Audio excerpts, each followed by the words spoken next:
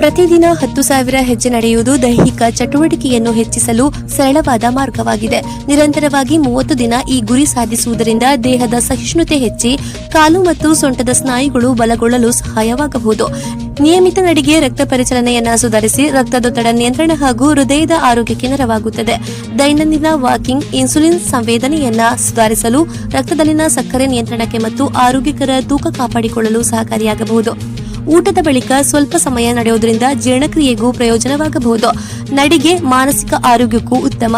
ನಿಯಮಿತವಾಗಿ ನಡೆಯುವುದರಿಂದ ಒತ್ತಡ ಮತ್ತು ಆತಂಕ ಕಡಿಮೆಯಾಗಲು, ಮನಸ್ಥಿತಿ ಸುಧಾರಿಸಲು ಹಾಗೂ ರಾತ್ರಿ ಉತ್ತಮ ನಿದ್ರೆ ಪಡೆಯಲು ಸಹಾಯವಾಗಬಹುದು. 10,000 ಹೆಜ್ಜೆ ಆರಂಭದಲ್ಲಿ ಕಷ್ಟವೆನಿಸಿದರೆ 3ರಿಂದ 5,000 ಹೆಜ್ಜೆಗಳಿಂದ ಆರಂಭಿಸಿ ಕ್ರಮೇಣ ಹೆಚ್ಚಿಸಬಹುದು. ಬೆಳಗ್ಗೆ, ಮಧ್ಯಾಹ್ನ ಮತ್ತು ಸಂಜೆ ಒಂದು ನಡಿಗೆಯನ್ನ ವಿಭಜಿಸಿಕೊಳ್ಳಬಹುದು. ಸ್ಮಾರ್ಟ್ ಫೋನ್ ಅಥವಾ ಸ್ಮಾರ್ಟ್ ವಾಚ್ ಮೂಲಕ ಹೆಜ್ಜೆಗಳನ್ನು ಟ್ರ್ಯಾಕ್ ಮಾಡಬಹುದಾಗಿದೆ.